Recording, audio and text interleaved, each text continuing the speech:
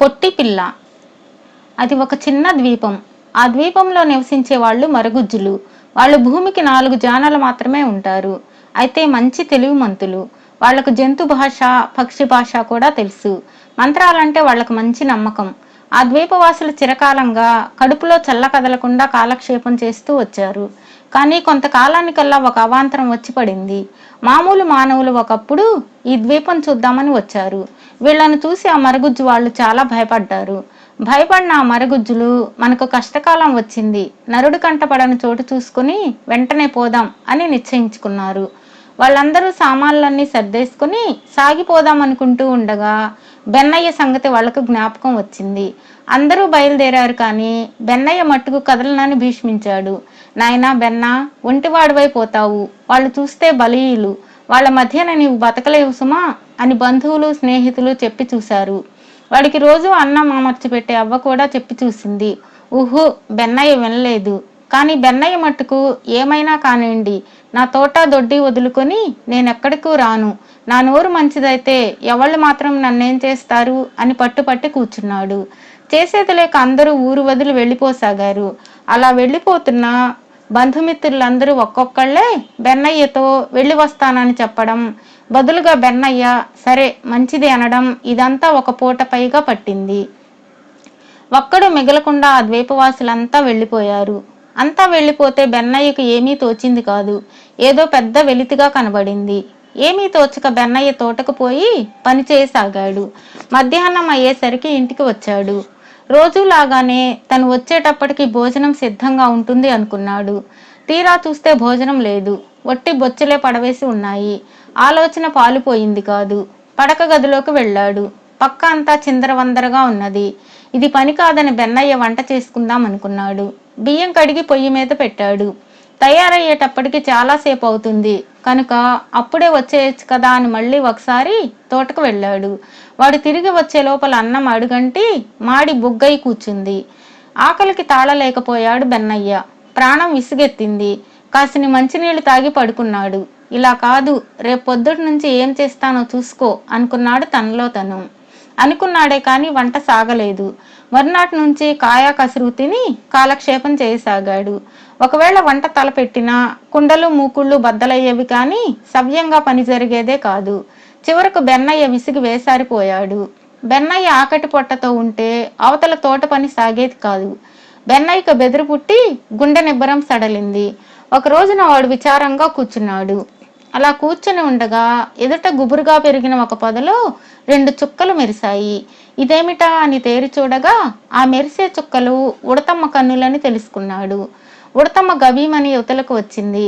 ఏమయ్యా బెన్నయ్యా, ఎందుకు ఈ విచారం అని అడిగింది. ఏం చెప్పను ఉడతమ్మ, మా వాళ్ళు ఎదుట ఉన్నన్నాళ్ళు వాళ్ళ విలువ తెలిసింది కాదు. ఇప్పుడు ఒక్కడిని ఇక్కడ ఉండి నానా పాటలు పడుతున్నాను అన్నాడు.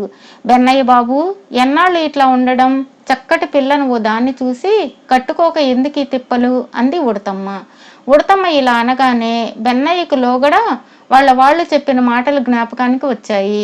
ఒరే బెన్న, నువ్వు ఒక ఇంటివాడివైతే మాకు చూడాలని ఉందిరా అన్నప్పుడల్లా బెన్నయ్య చచ్చినా పెళ్ళాడను, పెళ్ళాడితే పెద్ద యాతన అని చెప్పేవాడు.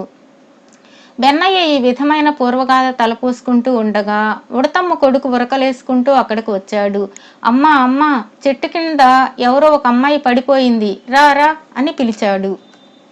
ముగ్గురు బయలుదేరి అక్కడికి వెళ్లారు.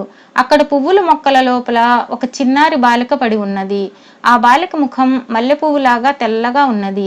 దాని పాల బుగ్గలు గులాబీ రంగుతో మెరిసిపోతున్నాయి. ఎటు చూసినా ఆ పిల్ల అందాలు చిందుతూ ఉంది. పాపం, ఈ అమ్మాయి ఎందుచేతనో పడిపోయింది, దీనిని ఇక్కడ వదిలేసిపోతే ఎలా అంది ఉడతమ్మ. ఉడతమ్మ కొడుకు ఆ పిల్లను లేవదీద్దామని ఎత్తుకోబోయాడు. వాడి వల్ల కాలేదు. అప్పుడు బెన్నయ్య ఆ అందాల పిల్లని ఎత్తుకున్నాడు. అంతా కలిసి బెన్నయ్య ఇంటికి వచ్చారు. ఆ అమ్మాయిని చాప మీద కూర్చోబెట్టారు. ఉడతమ్మ విచారంతో తల ఊపి, ఈ పిల్లకు ప్రాణం ఉన్నట్టు లేదు అన్నది. శ్వాస ఆడుతుందో లేదో అని బెన్నయ్య పిల్ల ముక్కు కింద వేలు పెట్టాడు. ఉడతమ్మ చెప్పింది చివరకు, అవునయ్య బెన్నయ్య బాబు, ఇది నిజమైన మనిషి కాదు సుమా, మనిషి బొమ్మను ఎవళ్ళో మరిచిపోయి వదిలేసిపోయారు అన్నది. బెన్నయ్య ఆ బొమ్మలోని అందం అంతా పరిశీలించాడు. సిగ్గుపడుతూనే దాని బుగ్గలు నిమిరాడు.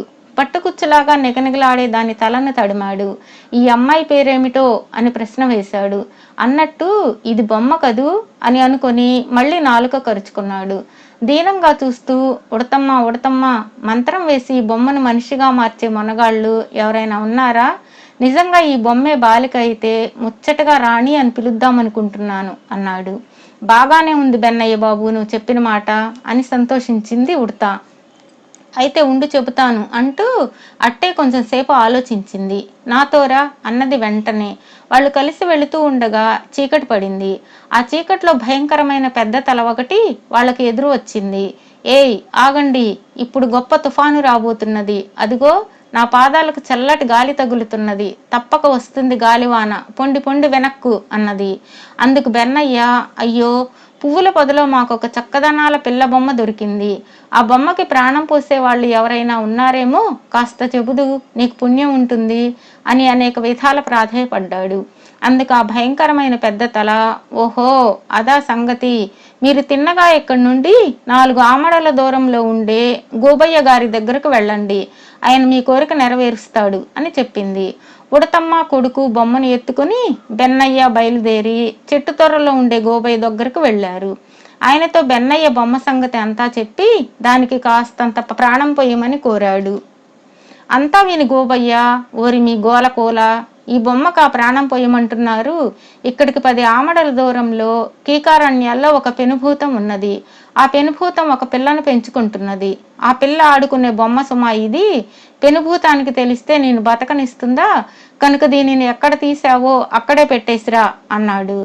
ఎవరిదైనా కానీ బొమ్మను నేను విడిచేది లేదు, దీనికి ప్రాణం పోసే ఉపాయం చెప్పవయ్యా గోబయ్య అంటూ మళ్ళీ ప్రాధేయపడుతూ బతిమాలాడు బెన్నయ్య. అయితే బొమ్మలకు ప్రాణం పోసే మంత్రం ఒక పెనుభూతానికే తెలుసు అని చెప్పాడు గోబయ్య. మరైతే జీవం పోయడానికి ఏం పుచ్చుకుంటుంది ఆ పెనుభూతం అని అడిగాడు బెన్నయ్య ఆత్రంగా. దానికెందుకు ధనం, బతిమాలినా సరే అది బహుమతులు కూడా పుచ్చుకోదు, బుద్ధి పుడితే ఉపకారం చేస్తుంది, దానివల్ల ఉపకారం పొందడానికి ప్రాప్తం ఉండాలి అంతే అంటూ పెనుభూతం ఉండే అరణ్యానికి సరాసరి మార్గం చెప్పాడు గోబయ్య. సరే అని చెప్పి సెలవు పుచ్చుకొని బెన్నయ్య వెళుతూ ఉండగా గోబయ్య వాణ్ణి వెనక్కు పిలిచి చెవిలో ఇలా చెప్పాడు. నాయనా, నీకొక రహస్యం చెబుతా, గుర్తుంచుకో.